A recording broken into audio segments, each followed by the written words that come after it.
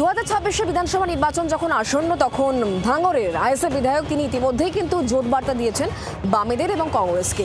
এদিকে কংগ্রেসের কি অবস্থান এটা একটু বলে দিই। প্রদেশ কংগ্রেসের সভাপতি শুভঙ্কর সরকার তিনি কিন্তু এখনো পর্যন্ত এই বিষয়ে খোলসা করেনি। তিনি বলছেন প্রত্যেক মানুষের মত প্রকাশের স্বাধীনতা রয়েছে এবং একই সঙ্গে বলছেন যে কংগ্রেসের যে অবস্থান অর্থাৎ একলা চলার অবস্থান সেই জায়গা থেকে তারা এখনো পর্যন্ত সরেননি, এই কথাই কিন্তু বলা হচ্ছে। আর জোট নিয়ে দল সিদ্ধান্ত নেবে এমনটাই বলছেন প্রদেশ কংগ্রেস সভাপতি। সংবিধান যে কোনো মানুষকে অধিকার দেয় তার মত প্রকাশের, অতএব যে কেউ রাজনৈতিক দলের নেতা কিংবা যে কোনো মানুষ তিনি যদি আনপার্লামেন্টারি কথা না বলেন যে কোনো মত তিনি প্রকাশ করতে পারেন। এটা আমাদের দলীয় আভ্যন্তরীণ বিষয়, দলীয় সিদ্ধান্তের উপরে তা নির্ধারিত হবে।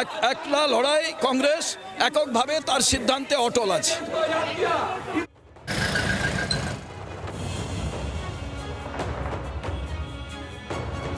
কথা বলবো মমিতা চক্রবর্তী এই মুহূর্তে আমাদের সঙ্গে রয়েছেন, আমাদের প্রতিনিধি টেলিফোন লাইনে। মমিতা, আমরা নওশাদ সিদ্দিকীর বক্তব্য শুনলাম, গতকালই তিনি কিন্তু জোট বার্তা দিয়েছেন। এদিকে প্রদেশ কংগ্রেস সভাপতি আজ যা বলেছেন তাতে কি মনে হচ্ছে যে তিনি আরো কিছুটা সময় নিচ্ছেন? দেখো, অনেকটাই ধোঁয়াশা।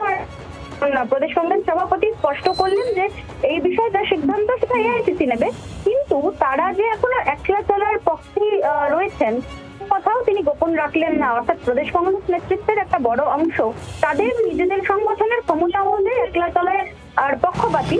শুভঙ্কর সরকার নিজেও সেই লাইন ফলো করেন এবং প্রথম দিন থেকে তার ক্ষমতা নিয়ে তিনি সেই কথা বলেছিলেন যে সংগঠনের শক্তি বৃদ্ধি, একলা চলার পথ তিনি স্পষ্ট করেছিলেন। কিন্তু এই বিষয়ে যে চূড়ান্ত সিদ্ধান্ত এআইসিসি নেতৃত্ব নেবে সেটাও শুভঙ্কর সরকারের কথাই তিনি মাথায় রেখে বললেন যে এই বিষয়ে দল যা সিদ্ধান্ত নেওয়া নেবে, কিন্তু তিনি এখনো একলা চলার পক্ষেই রয়েছে, সেই নীতিতেই তিনি বিশ্বাস করেন। মমিতা, ধন্যবাদ আমাদের সঙ্গে টেলিফোন লাইনে থাকার জন্য। এবার শোনাবো আইএসএফ বিধায়ক নওশাদ সিদ্দিকী গতকাল যে জোট বার্তা দিয়েছিলেন, কি বক্তব্য ছিল তার। তৃণমূলকে ক্ষমতা থেকে নামিয়ে দিয়ে আমাদের কিন্তু লক্ষ্য নয়। স্পষ্ট ভাষায়, দ্বার্থহীন ভাষায় আমরা বলতে চাই, বিজেপির সাথে সাথে তৃণমূলকেও অপ্রাসঙ্গিক করে তোলা পশ্চিমবাংলায় আমাদের কর্তব্য বা দায়িত্বের মধ্যে আমরা তুলে নিয়েছি।